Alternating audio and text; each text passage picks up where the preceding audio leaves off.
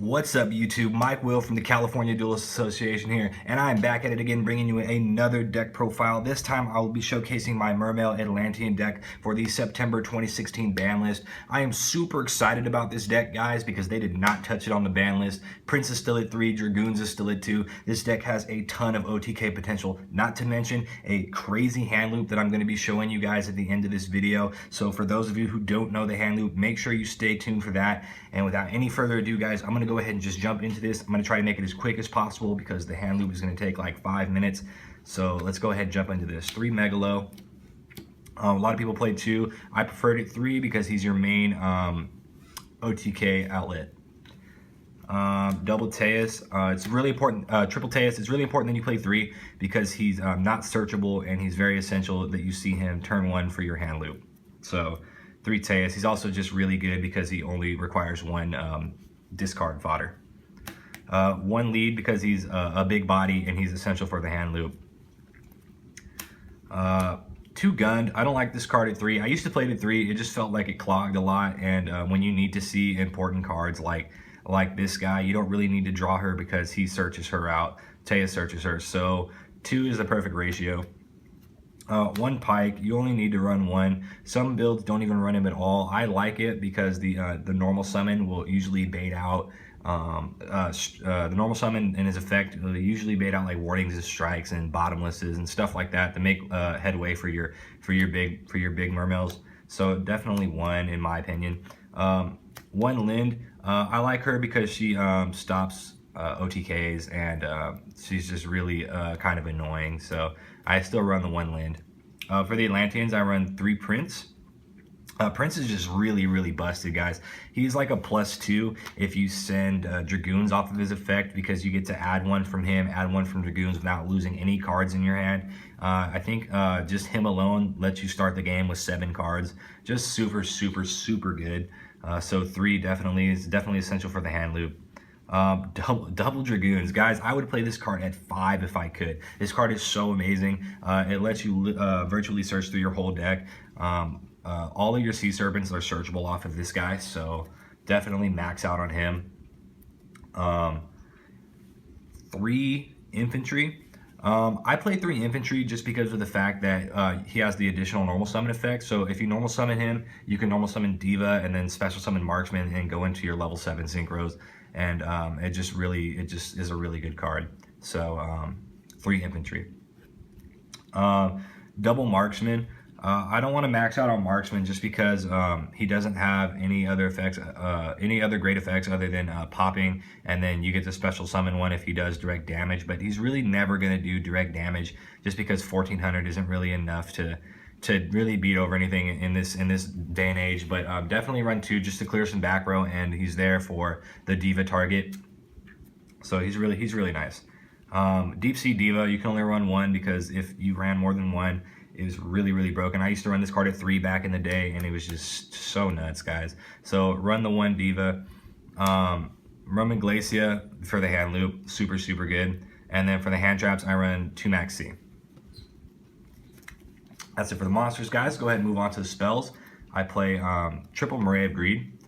This card is super good, guys. It just fixes bad hands, and it's really important that you get to your combo pieces. So just sending back like 2 water monsters that are useless and then drawing into all 3 of your combo pieces is always nuts. But this card you really want to max out on. So yeah, I play 3. 3 Insta-Fusions. Reason I play 3 and not 2 or 1 is because I do run Panzer Dragon. And the reason I run Panzer Dragon is because if you don't see Diva early game, you end up seeing Diva late game, and you have just a Insta-Fusion chilling in your hand, and you've already used your Norden. You can drop Insta-Fusion, make Panzer Dragon, and then normal summon Diva, go into Infantry, and there's a Trish right there. So you could definitely make Trishula off of this card. So I just figured I'd max out on it because I want to see it as often as possible. And it's also essential for the hand loop, so you need to see it turn 1. I play 1 Scale of Mizuchi. Only reason I play 1 of this and not more is because you can't decide which cards you want to negate, so your opponent can just easily bait it out. And just because of that, I don't really like the card, but it's definitely a good card because it gives your Mermail monsters that 800 boost and lets them attack over your opponent's Dark Destroyers and your either Blue Eyes monsters, and just super good. This card combos well with Yugioh. Just makes super unbreakable boards. Next, I play the one salvage. I feel like one salvage is necessary just because if you draw this late game, it'll help you come back from your boards being cleared, and just it's just a really good card. Not more than one though. One for one because you got to get to your prints. No explanation needed there. One soul charge. This card is crazy in this deck, guys. This card is absolutely broken. You got to run the one soul charge, and then Upstart Goblin for 39 cards, and that is all of the spells. For the traps, I run 4. I run the one sphere. No explanation really needed. Just helps stops OTKs and do crazy rank 7 plays. Just a really, really good card. And then warning and double strike. I'm not even going to say anything about that. On to the extra. I play Norden, Panzer Dragon. Norden's super broken. Turn 1, you do your hand loop. You got to use Norden. Panzer Dragon is broken just because you can go Trish with him, and his effect to pop isn't very bad either. So I run that. That's just my personal opinion. You don't have to run this card, but I personally like it. Tatsunoko for synchroing from hand. Gungnir because it's Gungnir. Clearwing, I really like Clearwing. I think it's the best level 7 in the game right now, and it really you really make level 7s mostly because of the infantry diva. And then you go into Marksman and you make a 7, and this just really helps out against Cosmos and Blue Eyes and just decks that make big monsters like that. And then the one Trish because it's Trish. For the Exceeds, I run one Dante. This is for the cherries, guys. I pretty much run cherries in all my side decks. I think it's just a really sacky card. Just auto wins against a lot of decks. You can run Blue Eyes Spirit Dragon if you guys want. I know I caught a lot of flack for that in my Cosmo deck profile because I wasn't maining a Blue Eyes Spirit Dragon. I don't have one, but if you feel like you're having a problem with that card and you need to Reaper that, go ahead and run that. So next I run Double Dweller because Dweller is just an amazing card in this deck. The fact that it's a water monster and it only negates your opponent's graveyard is amazing turn 1 because you just make it with Norden and Dragoons, and then you detach Dragoons and you get to search off of Dragoon's effect because it's activating a water monster, and that's why it's just really good. Plus I run 2 because it's just really hard for a lot of meta decks to deal with nowadays. I run the Honor Arc. Honor Arc over Castel in this deck just because it's a water monster. Like I said, if you make it with 2 Dragoons, and you not only do you steal your opponent's monster, but on top of that you get double search. So it's just really good. Other than that, I play Diamond Dyer for baiting out cards, Emerald to recycle your monsters, and then the one Gaios. I feel like Gaios is good at 1. You don't need to run more than 1. You can if you want to, obviously, but I feel like this deck is just made to OTK and not really make these super unbreakable boards. So yeah, one Gaios. Big Eye because he's broken, and Draco Sack because it's essential for the hand loop. So yeah, the one Draco Sack. All right, onto the side deck, guys.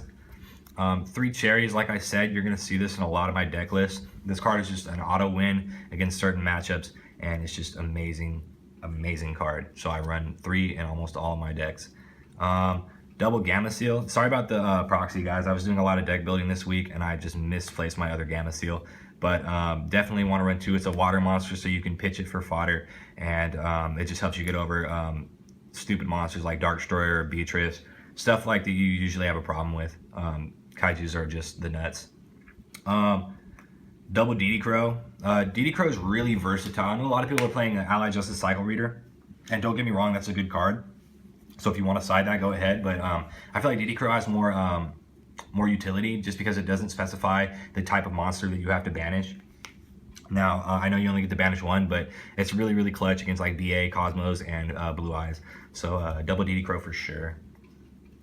Double Space or double Twin Twister. I don't have Twin Twisters, but if I did, I might run them over MSTs. Twin Twister is a really good card, so are MSTs. So this just helps you take care of damage decks.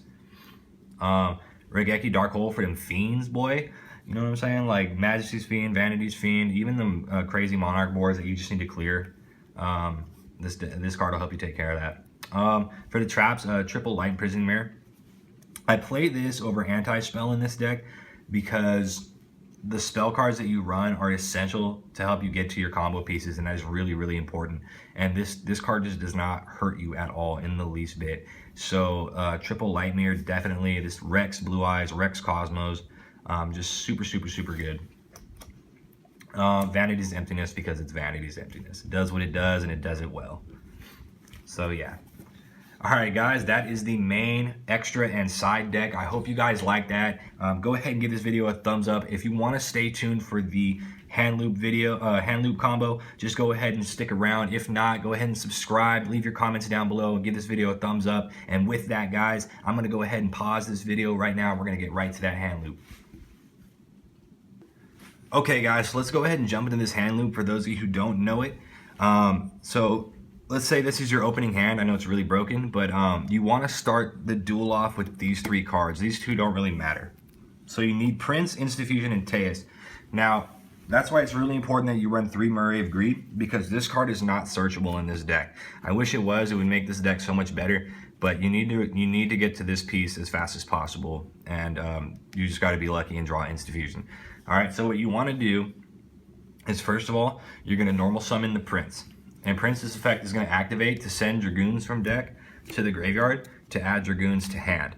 And then that Dragoon's effect is going to trigger, and you're going to add Megalo off of that. Then you're going to reveal Teus, sending your other Dragoons to the graveyard. Then Teus's effect is going to trigger, and Dragoon's effect is going to trigger, letting you add your lead and your gun. All right, I think you guys see where this is going. So then, before you activate Megalo's effect, you're going to want to activate Instafusion. Instafusion is going to go ahead and get your Norden, and then Norden's going to activate targeting Dragoons in graveyard to special summon Dragoons. Then you're going to overlay. You're going to go ahead and make Dweller. And Dweller's going to activate. Dragoon's effect is going to trigger again, adding you Mermail Atlantean.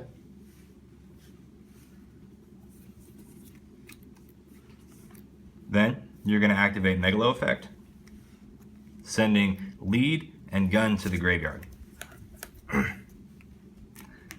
Then gun is going to trigger along with Megalo, and you're going to go ahead and add any Mermail spell or trap. So I'm just going to go ahead and add Mizuchi. So then gun is going to activate special summoning lead. So this is what your board should look like at this point. Now from here, we're gonna say this is your opponent's hand. From here, you're gonna go ahead and activate lead's effect to tribute Teus to go ahead and pitch 1 card out of your opponent's hand.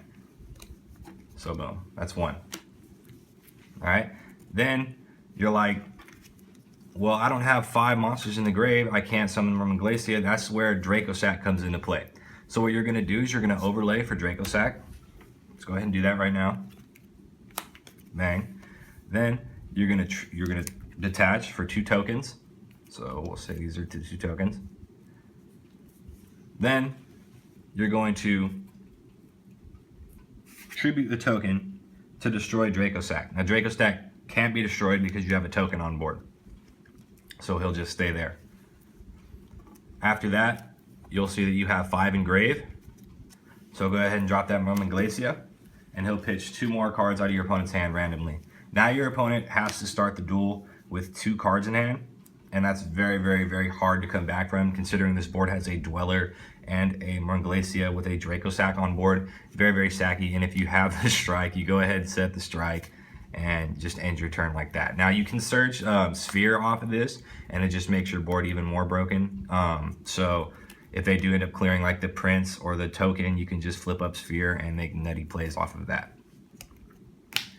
So yeah, guys, that's the hand loop. I really, really hope you guys enjoyed the video. Make sure you give this video a thumbs up. Go ahead and subscribe if you hadn't subscribed already for more content in the future. I really, really appreciate what you guys have to say about my videos. So go ahead and leave your comments down below with any input that you might have. And yeah, as always, thanks for watching. This is Mike Will with the California Duelist Association, the CDA, and I really, really hope you guys have a great day. Take it easy.